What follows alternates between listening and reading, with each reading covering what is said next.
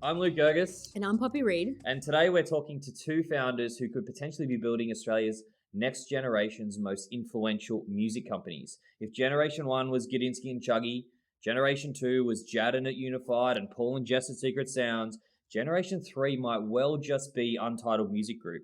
Untitled is Australia's largest independently owned music and events company. You might know some of their festivals such as Beyond the Valley, Wildlands and Pitch, but they also operate a number of music venues, are a management company, a booking agency, and a media business. Mike and Nick are two of the four founders and are here with us at Big Sound today. Mike and Nick, welcome. Thanks for having us. It's so impressive when Luke reads all of them like that. And I know that that's only scratching the surface of what you do too.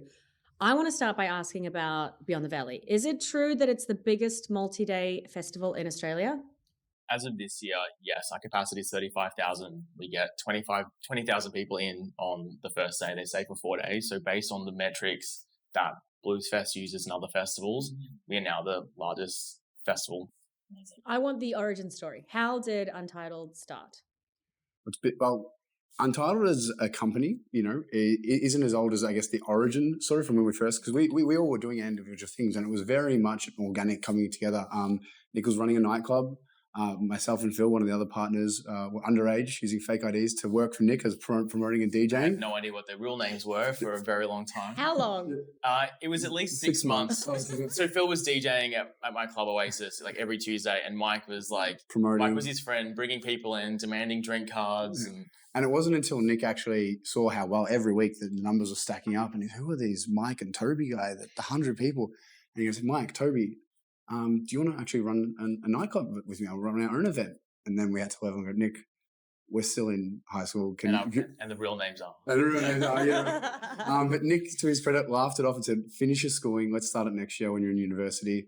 And then we brought on our fourth business partner, Christian, because he was hosting uni nights at the time. We created our first night Treehouse. Yeah, he was actually running like after parties at his parents' property in research. One that Mike actually the way crashed. Talking about organic, I tried to arrive at the party to pick up my partner, and Christian wouldn't let me in because I didn't have a ticket. And I said, "This is a house," and he said, "No, it's a private event, mate." He had fence gates off, security, a full ticketed sound system.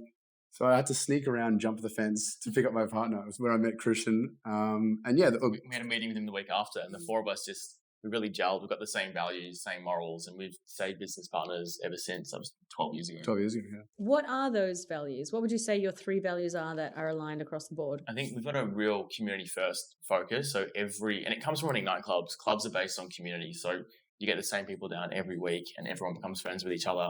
And that's how we've started each festival. It's how we've expanded Wildlands into Perth, into Adelaide, by building community first and then the festival second. So that's probably one of our core values. Building that community. We love bringing people together. Innovation. Back in those days, innovation meant doing themed club nights and painting and decor. And what if we did, that was great. That's now evolved to how we innovate with our festivals. And then a third, I think, is obviously the love for music. Like we do a lot of different, vertical integrations, horizontal businesses across the board, but really Untitled Group focus on experiences first with music at its backbone. So I want to know more about those early days as Untitled. Like you've got this group of guys together, you realize that your values are aligned, you realize you want to start a business together. Then what? We kind of bootstrapped it for. Well, I think the biggest thing is that, particularly Nick and I both have European background. No, you don't really kind of get really trained that music can be a proper business. I still went to uni. I studied biomedical science. I wanted to be a doctor like my brother, and that's be a good Greek boy and do that. But I think what we started realizing was as the clubs evolved. So that first nightclub we did was doing about 1,000 people a week, and we're hitting capacity there. Then we set our sights onto a bigger project. We launched anyway at the Palace Theatre, and 6,000 people came to the launch night. The riot police had to shut off the front door. And we had that beautiful moment where you have that photo. It was like the Studio 54 of the crowds all around the theatre. And once, people got a wind of that, we love creating those moments that everybody's talking about. And, Anyway was doing 2,000 to 3,000 people a week. And naturally with the progression, we go, okay, from clubs to festivals. Well, it was really the venue owners of that venue, the Palace Theatre, which was a really iconic space in Melbourne. They sat us down. They're like, you guys have the audience, you're booking the talent, you should start a festival. And Pyramid Rock had just stopped in Phillip Island. So we kind of took what we knew, spoke to certain people, got people involved, and that was the first year. Why do they have a stake in Beyond the Valley? Or? No stake. They just they saw something and they were just like, we didn't do it, but we want to see you guys do it. And just to reference when Nick said, you guys have got the community, you got the talent. When we launched anyway, the first 4 weeks of the first act, we opened with Alice in Wonderland. Week 2, Peking Duck. Week 3, Golden Features. Hayden James. Rufus de Sol. Dom Dollar was one of our residents. We built up these relationships with all these artists, and it's so great to have gone on a journey and see those artists rise with us. When we launched Beyond the Valley, probably the biggest thing we thought was being underserviced was electronic music in Australia. I grew up going to festivals like, Big Day Out, Falls Festival, and there were local DJs playing like Late Night Tough Guy or whatnot that had the Boiler Room tent packed bigger than international bands. And you're like, why? Because, people have had a few drinks and they just want to dance. So when we launched Beyond the Valley, really servicing all spectrums of electronic, we had our non-negotiable acts. Thank God we had Rufus de Sol's, bringing the new year in the first year. Nice, real, talk about the full circle moments. Rufus de Sol headlining this year's event. First event to 8,000 people. Their third time playing BTV as well. They came back in 2019 and played for us. A few more zeros on their fee now, I imagine, than before. No, mates rates. But honestly, though, did they give you a slight discount because of the legacy they have with you? I think the process in booking is easier because of the relationship, and they've had a great time playing the festival. So. But I think in terms of the word discount, I think it's an artist is worth what their ticket selling capacity is, and Rufus have proven that as the preeminent live electronic act in the country. I mean, I think they just did 200,000 tickets nationally, and everybody, you've got people that look at metrics like streaming or what are their monthly streaming numbers, whatnot, and a lot of American agents and stuff ask me this question and go, and I don't get it. Rufus is how are they doing those numbers? And because they're building a culture and an affinity with their fan. It's not someone that's streaming a song. It's someone that's like, I don't give a shit. I'll drop everything. I'll cancel mum's birthday or whatever because I want to hear Inner Bloom and I want to, have my best friend side by side. So that's what we're about too. So that's why we probably resonate so well with those guys. But how did you cash flow those early days when you were just starting out and you had big aspirations? What did that look like financially? We definitely bootstrapped it for a really long period of time. We were lucky that the club nights were really successful. We had 3,000 people coming in a week. So we put everything that we owned into the festival. It was like a make or break situation. And mind you, the clubs were very profitable.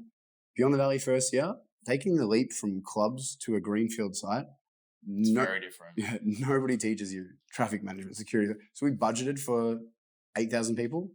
We got the 8,000 people, but for all the things we didn't budget for, we lost over $1 million in our first year. And as 20-year-old kids, that really. Did you have $1 million? No. we had to go and ask for loans and work with ticketing companies and just get everything together. We knew we had a great product, so that we knew that once we put it on sale again, it was going to be there. The community was there. They had a great time. The event was 5-star reviews all over the board. So we weren't scared in that if we put it on sale again, it would lose money. We knew it would sell out. So it was a matter of convincing everyone around us that was going to be the same. And the backup plan was move to Mexico. So. But there's this habit, there's this thing, and I think it was Kadinsky that said in one of his books, you're not a promoter till you've lost $1 million in a day. And we became promoted. We became promoted. But look, year 2, feeling very lucky and blessed. There's a lot of those sliding doors moments. We created something really special in year 1, and we could feel it. It wasn't profitable, but year 2. There was this new hot festival in the city. People wanted to play it. We booked Jamie XX after he released his amazing In Colour album, Skepta, Flight Facilities. We had so many great artists on the bill, and we sold 18,000 tickets that next year. But I think one of the biggest things is you're constantly learning, not just as promoters, but in all facets. And we weren't ready for that scale of people. We were hit with 4 40-degree days in a row. Not many people know this, but the fires were running rampant through Australia, and fire trucks use a lot of ice to kind of cool their engines, and we were having to divert some of our ice shipments to cool fire trucks and whatnot. And so you're getting hit by all these things of being under-resourced, under-prepared to deal with it, and the event experience wasn't necessarily great for our punters. So what we noticed, we scaled quickly, and then off the back of that, we kind of had to rebuild essentially what Beyond the Valley was and scale properly. Take it back to what was manageable and build. So we went down to 13,000 capacity, and 17,000 and 20,000, It 25. was another really big learning year. Like every year we learn something. That year it was like experience first. It needs to be a prime experience and then the rest will follow. When you say it wasn't good for the punters, like obviously it wasn't great for you not knowing that there were these fires happening and then you had to forego some of your ice and everything. Good on you for doing that. But what do you mean it wasn't great for the punters? Well, when you're planning out a festival, you're available, particularly camping festivals. Your camping experience is just as important as the arena. So you can heat map the amount of people you can fit in an arena, but just as much as you can your camping space. And selling that many tickets, we were probably underprepared to manage that many, people taking up 4 campsites, not enough camping space. It was a new site that year as well, which always comes with a lot of challenges too.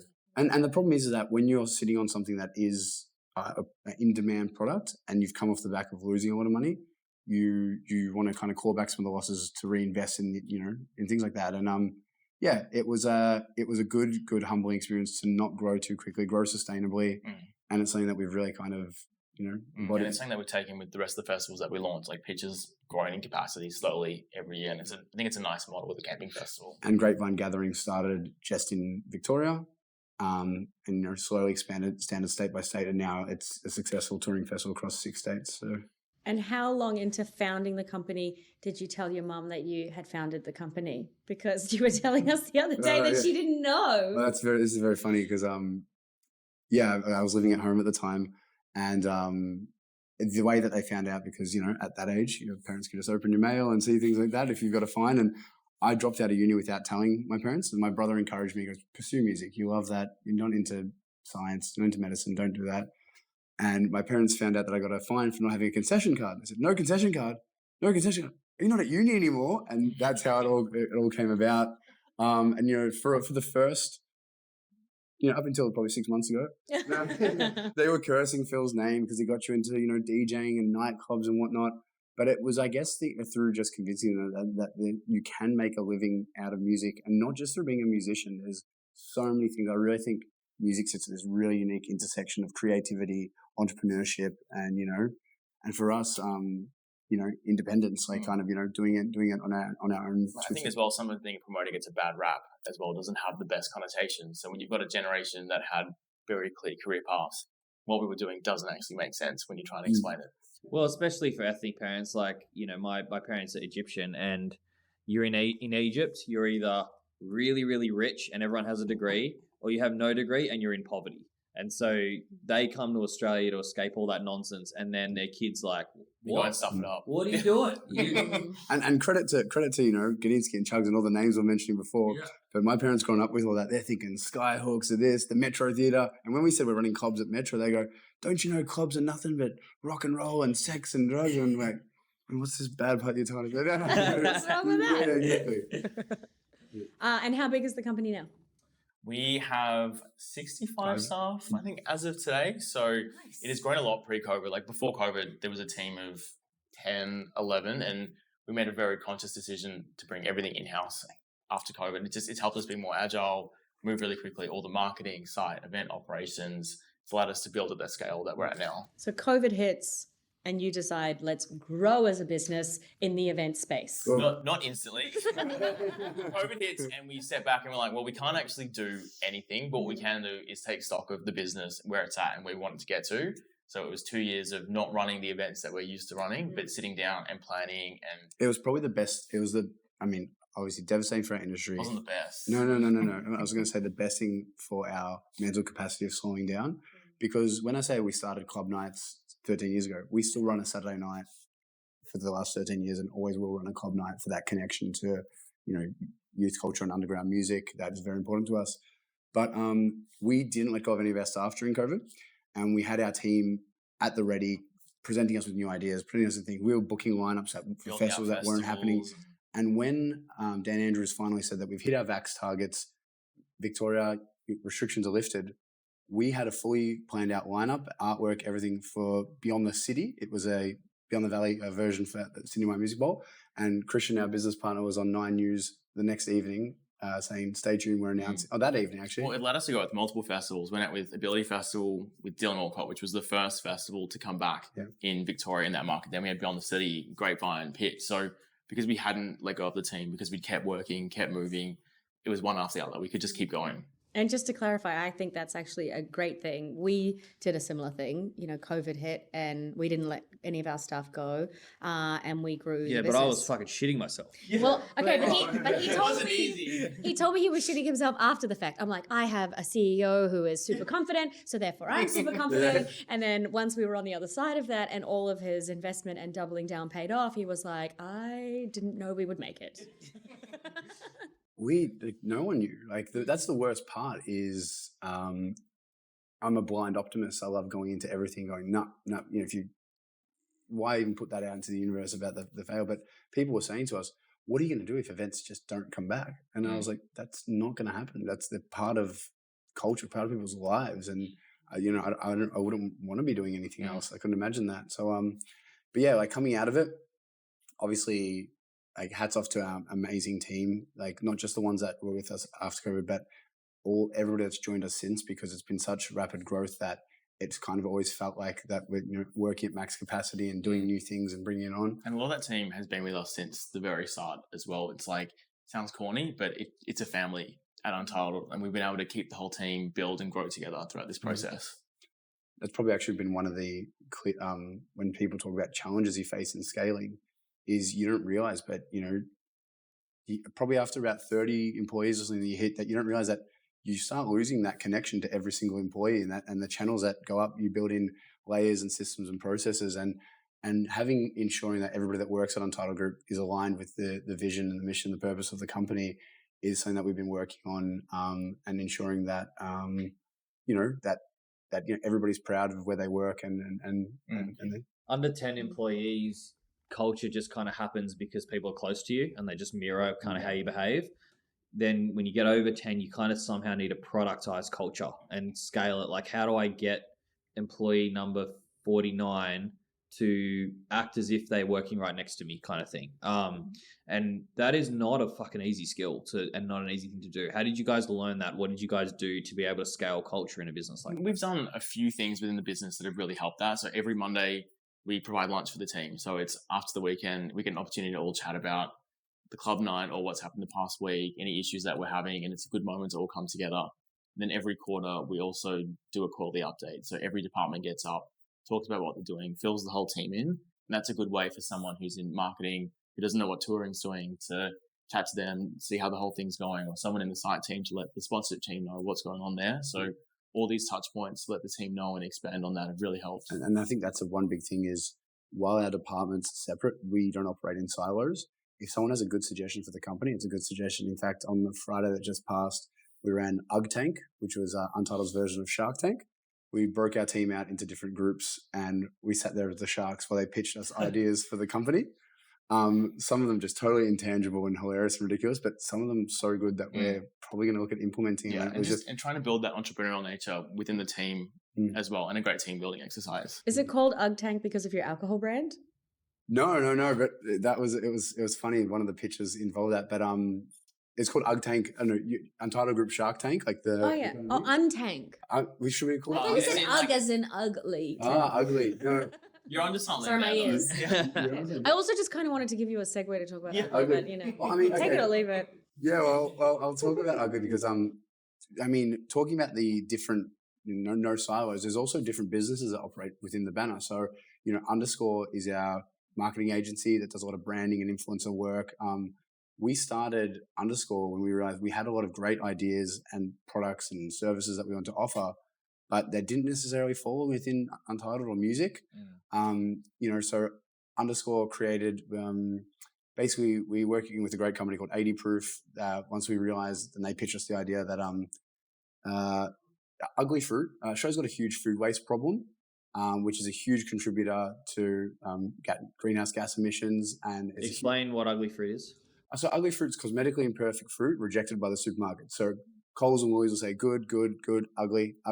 Nothing wrong with it except for a bruise or blemish. And farmers literally throw that back out in their crops to decay. Emits methane, way worse than CO2, and is a huge contributor to global warming. And it's actually, there's a lot of great companies like Oz Harvest and stuff that release studies about how reducing food waste is one of the most impactful ways that you can tackle climate change. So when we got told that you could make vodka out of this food waste, out of the apples that are literally just discarded, and we figured out you could do it absolutely at scale. We created Ugly Vodka through our agency Underscore, and we launched it at Beyond the Valley last year. So every vodka Red Bull that was served was Ugly Vodka Red Bull. And through Beyond the Valley alone, we saved 5 tons of imperfect fruit. Ugly has now saved over 50 tons so far. And this year we're launching our RTD range, so our canned drink range, which will see our impact grow exponentially. I'll do a shameless plug now. We're available in First Choice Liquor nationally and Liquorlands, and we've got big ambitions with I think the biggest thing is that with scale, our impact grows, and that's what we care about. I love seamless integrations of doing things better without the consumer having to change their behavioral habits or not. So that's why we started Ability Fest with the Dylan Alcott Foundation. It's a festival that not only raises money for young Australians with disabilities, but has uniquely designed infrastructure to cater for people at all levels of ability. So you've got rooms for people with sensory, audible disabilities, pathways, ramps, Auslan interpreters. Everybody checks their ego at the door, and it's an event where everyone kind of comes together to ensure that everybody's safe and included. And it was really like another organic partnership as well. Like we love Dylan. Dylan's doing so much amazing stuff, and he was coming to all our events and had this great idea, and his values align with our values too. So it just happened so organically, and we just love how it works. Is there any profit in that festival? Like, do you guys have shareholders, and is he like, or all the profit gets all proceeds go to the Dylan Alcott Foundation. Yep. Yeah. Okay. Wow. And I think to date, over a few editions, we've raised over $1 million. It's $1 million. $1 million. Yeah. So yeah. Yeah, no, yeah. And Dylan's very. It's great to have Dylan. Now that he's retired from tennis, he's got lots of ambitions for that event. So stay tuned. That's awesome. It's going to grow. Amazing. Tell me about so how the business has grown. Have you taken any other shareholders, any other investment in the journey at all? No, the business is solely the 4 of us. So we're still completely independently owned, Australian owned, and I feel like that's allowed us to remain really agile. And I think it's really important in the industry as well. Like we've seen this week at Big Sound and chatting to people, they keep coming to us and saying it is so important to have not just the big 3, but a 4th company that is independent, that keeps everyone honest and can do things a bit differently. Is it evenly split between the 4 of you? Yeah, the 4 of us are all equal shareholders, and it's just, there's no power imbalance. We get into a room and everyone's got an equal vote, and it allows us to, with a bit of passionate discord, make a really educated decision. What do you mean by passionate? We all sit on different spectrums of the personality test. So we did one about 12 months ago, and we're in each quadrant. It looks like a cross. Which personality test did you do? The Myers-Briggs one? Yeah. Oh, nice. Yeah. So we all sit in different spots, and then we find a way to come to the middle. What are you, Nick? Did you because I'm the advocate. Do you remember like the name that you got? Would have been like adventurer. Oh yeah. Do you remember you? I didn't get promoter. Christian got promoter. Which was really funny that there was a promoter part. But there's that thing about complementing skill sets, and I know my strengths and I know my weaknesses, and I know at what times I love business development. I love landing new opportunities for the company, and then kind of bring it into the greater team to kind of execute. And there's that kind of like saying about partnerships is like 1 and 1 shouldn't equal 2. If 1 and 1 equals 2, you're getting the same net result of being individual businesses. 1 and 1 should equal 3. And I think in our case, 1 and 1 and 1 and 1 equals 16. So I think the maths was there. But how does it work? Like if you both like if the vote split, who has the casting vote? It then comes down to the departments that we manage. So let's say it's a touring decision, which is the department that I look after. If we come to a deadlock, which actually hasn't happened yet, then the person who manages that department gets the final vote. That makes total sense. Yeah. But also, people go, I don't know how you've remained business partners and you've never had big blowout arguments. No, we disagree passionately all the time. And some debates will go on extended. But wherever we land is exactly where we're meant to. And we always respect the vote. The vote, yeah. Okay, so what have you guys thought about, have you guys planned for, obviously there's the conversation about an exit strategy as a company, but individual exits. So if somebody wants to leave or somebody, like life circumstances change where they can't be in the business, what have you guys planned for that? I had this conversation a few weeks ago, and what we all kind of settled on was we love what we do, and if we weren't doing this, we would be so bored, and everyone was on the same page. We want to stay in this, we want to keep going, we want to build this business to the biggest entertainment business in Australasia. So we're lucky in the sense that right now everyone is totally aligned on the direction. And when somebody, is anyone married with kids yet? Christian just got married. Christian just got married. No kids yet. Not that I know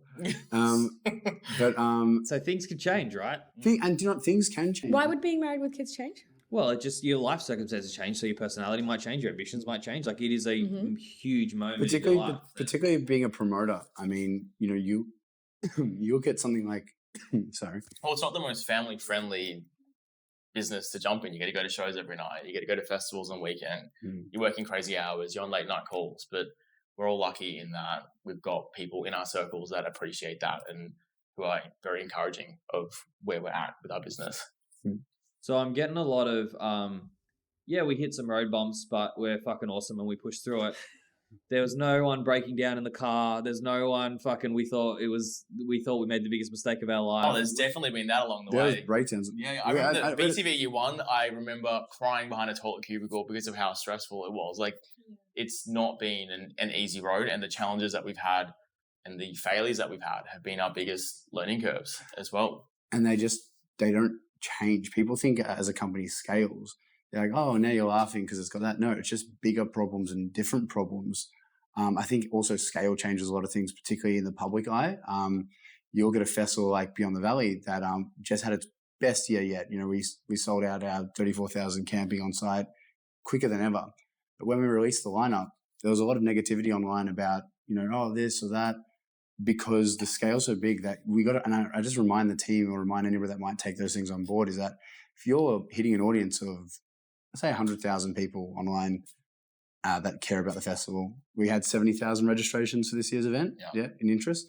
So call it 100,000 because you round up as a promoter. There's going to be, you always add a little bit of promoter move. So call it 100,000. I have to remind my team that if you please 9 out of 10 people, that's still 10,000 people that are not happy. And out of those people that are displeased, if 1 out of 10 of them, which still is 1,000 people, becomes a keyboard warrior, that's 1,000 bad comments. So 1,000 bad comments isn't a bad metric. That's 1% of people you're trying to please. But it does hit very hard. It does hit. Well. Like when you've worked on something for so long and then you get negative comments, it's not an easy process. And I think we're kind of seeing it a bit across the board. You know, Australian culture has a bit of that kind of, you know, people would rather go on and say their funny comment to get their little likes, their moment in the spotlight, rather than kind of praising and celebrating. And, you know, there's a lot of talks about Australia having tall poppy syndrome and not celebrating successes. I think that's the tide slowly changing on that, which is really good to see. I mean, we're not as extreme as America at the moment, where everyone's, you know, blessing up every morning online and stuff. But it's good. Let's get some bless up. Let's get some bless up. No doubt. I think there's also, like, right now in the festival landscape, there's a very high expectation of what the lineup should be. So we've just had Taylor Swift, Harry Styles, all these big mega stars come to the country. And when they're not on the festival lineups, they're going to cop it. They're like, the expectation has become large. Well, you would love to know that we at the Brag Media actually have an editorial part of our manuals and our guidelines and our mission as a company to not pay attention to a few tweets and make a story about it. You know, we have a line which says 20 people talking about it on Twitter is not everybody talking about it. And I know that people tweet for social currency, and I know that people like that the algorithm actually supports anger. So you won't see a headline from us saying about a few bad comments. Yeah, thanks. You're welcome. Tell me about the current climate of booking a lineup right now, because you've got the Australian dollar, which has been a bit depressed. So it's more expensive than ever to bring out internationals. And we've also had a period where internationals couldn't come to the market. So all the Australian artists are overworked and they can't sell as many tickets here as they used to.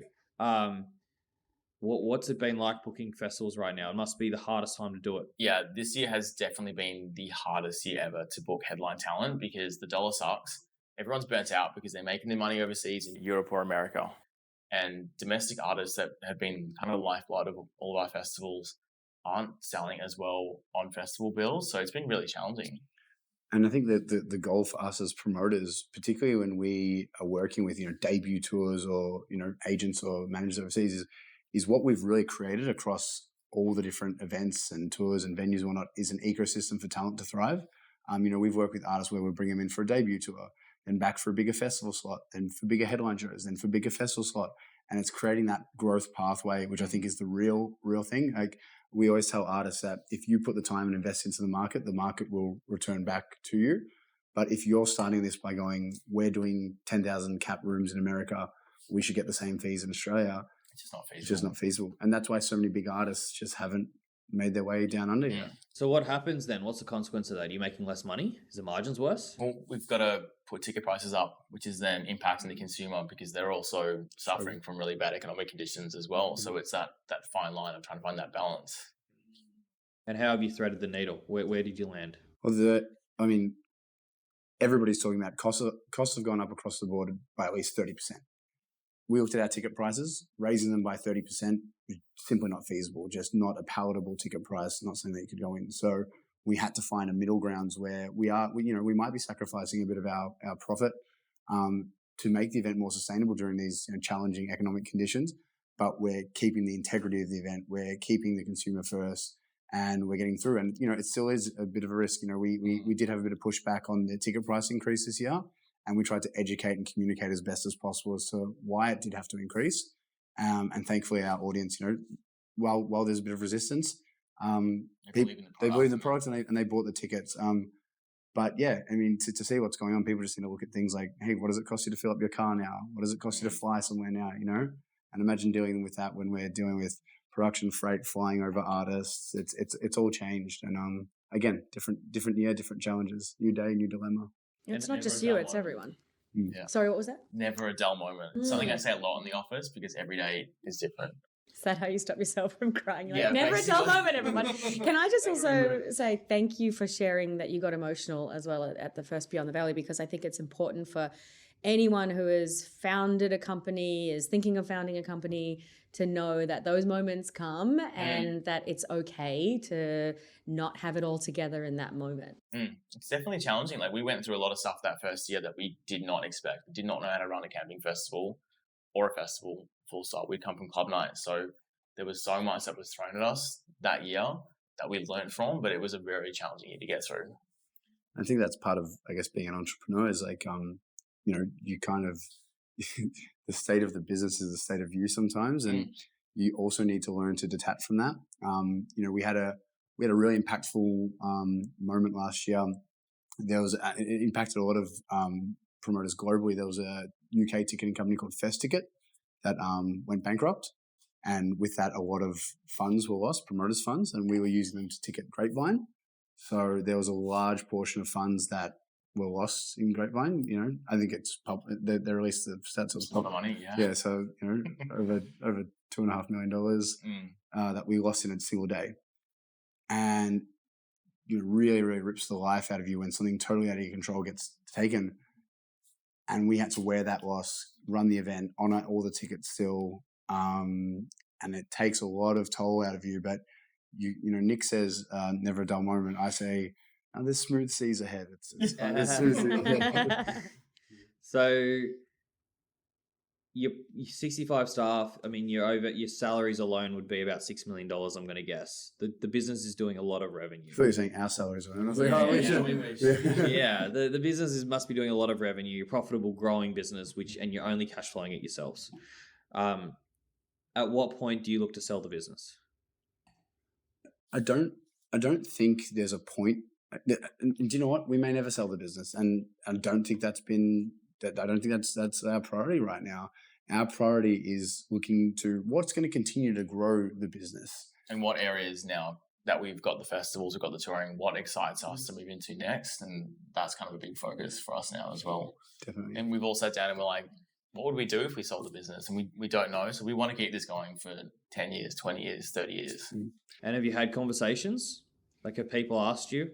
I think there's there's always interest in Untitled Group, and that the best thing is that stems from both inside the music industry, but for the first time ever outside the music industry. You've got wealthy family office and venture capitals and stuff that are going, oh wow, these guys have an audience and data and all these things.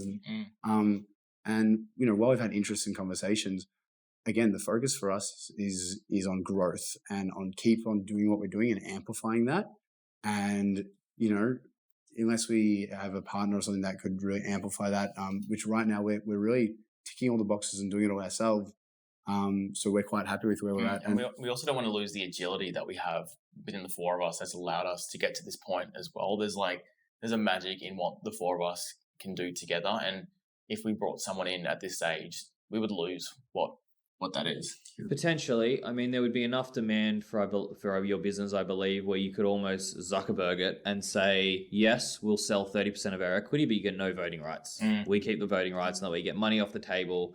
You guys get to go and buy some houses and some boats or whatever, and then you can keep running it as you are. Is that an option you've thought about? A boat would be nice. A boat would be nice, but again, it goes back to, it's like, wait, what does that money do for the business? It's like not about the boat. It's about what would amplify our growth. I guess ideas would come on the boat. You're already justifying it. Actually, yeah. No, but yeah, going back to it, there's one final piece I will say is like, there is a real celebration of independence across the music industry, across the board. We've lost a lot of in the last few years. There's not really many independent businesses left in the Australian music industry. Yeah. And like, you look at, actually, I won't go into too much detail, but a lot of the ticketing providers and suppliers that we work with are independent Australian businesses. And we get approached by, international companies want to enter the market and put very appealing deals. And we sometimes, it's always harder to make the righteous choice, but you got to look at what's it doing for the industry. And, what would it do for the industry if we were to sell half of it and go on a boat, and it's not exactly the path that we're looking to take. Yeah, whilst the boat would be nice, I think we wouldn't enjoy what we're doing day to day as much. But if there would got off the boat, but if there would be a boat, you do get invited to the boat. We throw some parties on the boat. Wait, do you see Mushroom Group as an independent company or no? Like, is Frontier to you as a promoter an independent promoter? Well, I think when you look at the big three, you've got AEG, who now who at Frontier, AEG Frontier. You got TEG Live, and you've got Live Nation. Now, we've got a thing called Polestar where everyone reports their annual ticketing report. A recent one just came out, and we placed quite highly in it. But when you look at the people that placed above us, they're all subsidiaries of those big three companies. So when you break it down, we came number 4 essentially out of that. So, and that's where we really see ourselves sitting, is alongside TEG, AEG Frontier, and Live Nation. When you talk about, is Frontier an independent company? Frontier, similar to us, as there's Frontier Touring, there's Mushroom Group with so many different arms, Mushroom Creative House, all these things that sit outside of that, AEG arrangement. They are. Again, if anything, I'd say that's been a really inspiring kind of journey to see. And we just saw Ego, the Michael Christidis documentary, which was so inspiring and so insightful. But I think the greatest thing is that was really laid the foundation for us to do what we're doing now in such a short amount of time. Like, essentially Untitled Group is now only maybe 7 or so years old. Like, 6, 7. Yeah. Since its inception. And for us to have done what we've done, I just think it's so exciting for where we can kind of take it from there. Yeah, they laid the foundation to allow what we do to happen. The phrase "standing on the shoulders of giants" comes to mind. Yeah, that's cool. And now you compete with them for talent. Yeah, well, do you know what's funny? Is competition's a good thing. Keeps everyone honest. And I think the best thing about when we're competing for talent is the best offer wins. And we've got such a good and open collaborative relationship. I mean, like, particularly with other festival promoters, Jess and Paul at Secret Sounds and Spun on the Grass, and Danny Rogers at Laneway, we're always in conversation. And even Matt at Mushroom, like that boardroom, that was the first club night that I ever worked at with the Mushroom guys. So there's a lot of respect for that team. Yeah. I mean, there's a lot of respect for, the companies that are doing good business will, collaboration and cooperation is one big thing that kind of COVID brought out for everybody. But in terms of what if there's an act that hasn't been to the country or whatever, it's about putting the best value proposition forward, and that act will choose appropriately. In the end, probably some of the worst scenarios you see is when two people are going so headstrong over an act that they end up overinflating prices, unrealistic expectations are set, and then that precedent is set moving forward, which we think is an unhealthy thing for our market and our territory. But that's the inevitability when you have a lot of competition. No, I think that's the inevitability when you have multinationals with unlimited pockets that essentially can just keep going up.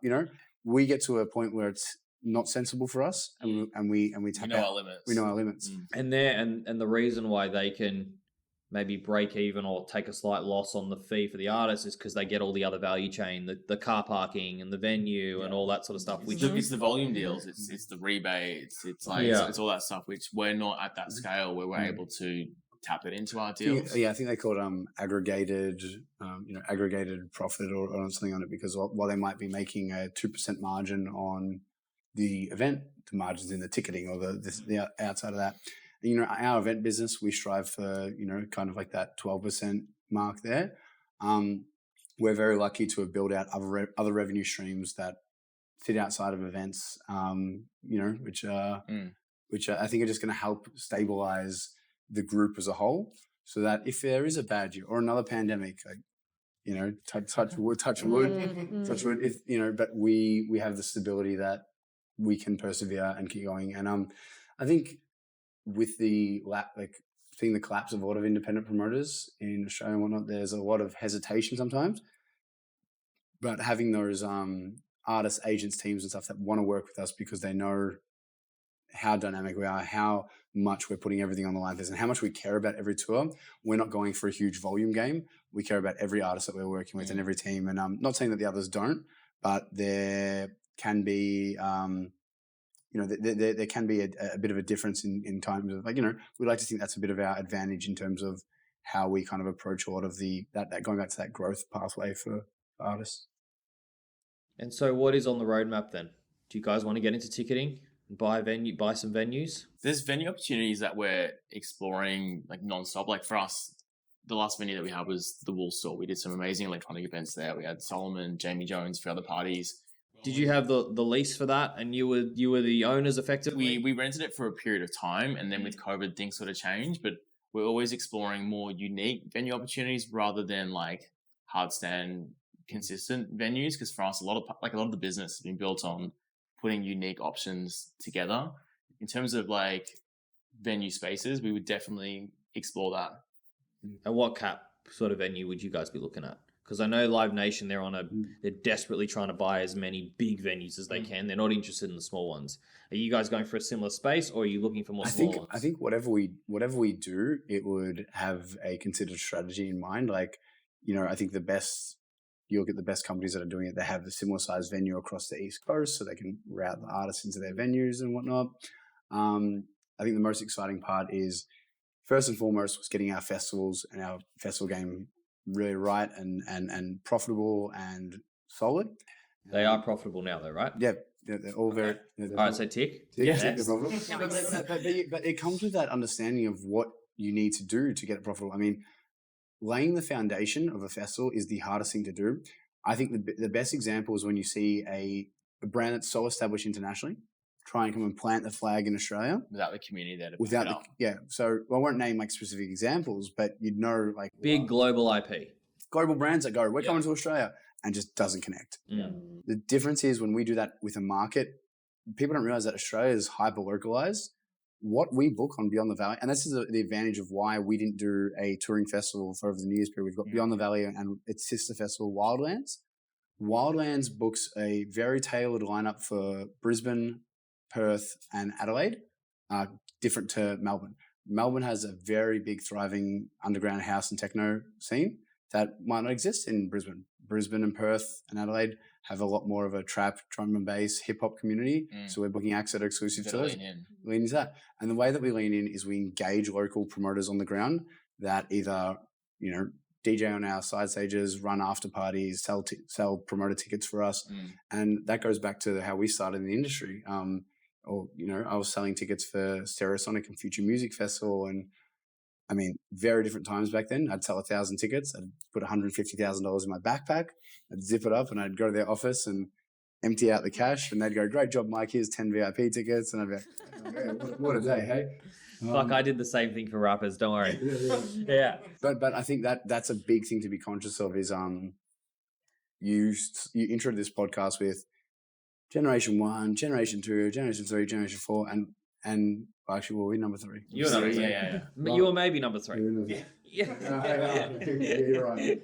But I think one of the biggest things is and it's been very evident in this Big Sound, particularly when you're giving your time to someone who just wants tips and feedbacks, is that there are great courses out there now available for music business, entrepreneurship in music, etc. All these different things. But I think don't be shy to ask the questions, because we learn from mistakes and we learn from doing. We learn from doing, and we learn from a lot of people that were in the industry. I mean, we now have a lot of great industry-wide mentors and people that we talk to and bounce around ideas and say, hey, are you guys feeling this? We're feeling this. We should adjust this.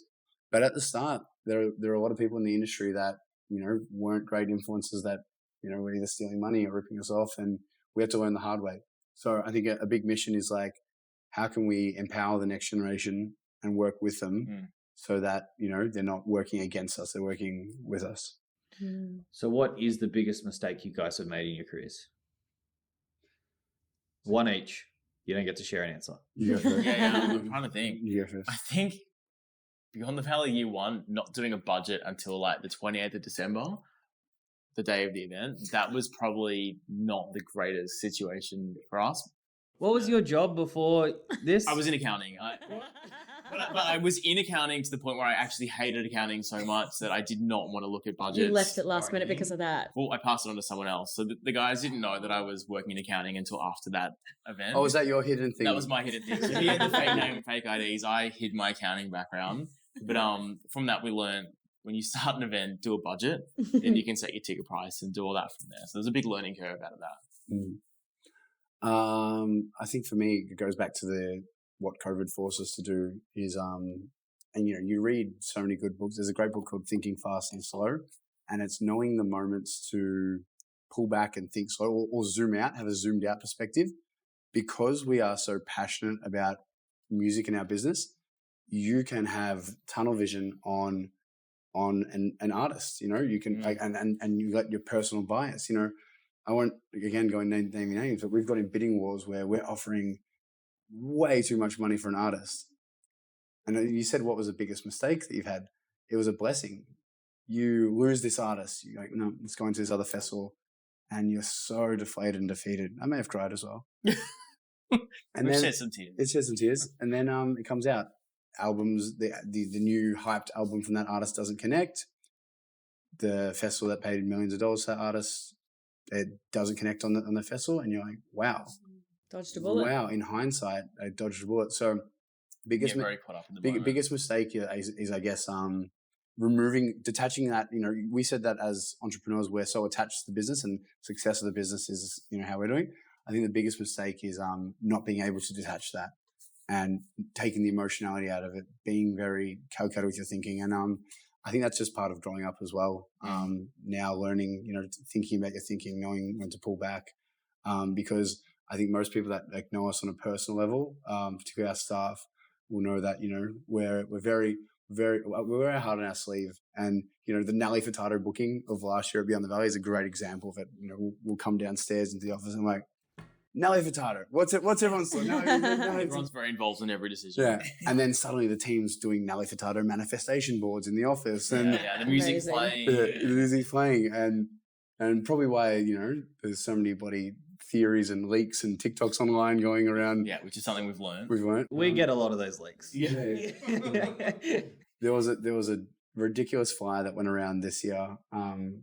I think it said that we had Kendrick Lamar, Fred again, Gwen Stefani, Fred again, Kylie Minogue, Macklemore, Rufus Du Sol. Yeah, which is like the ticket price would be at least $1,500. I mean, that's bigger than the Coachella lineup. But learning to adapt to culture now. For the first time ever, you've got people on TikTok sharing these fake flyers going, let's talk about this flyer.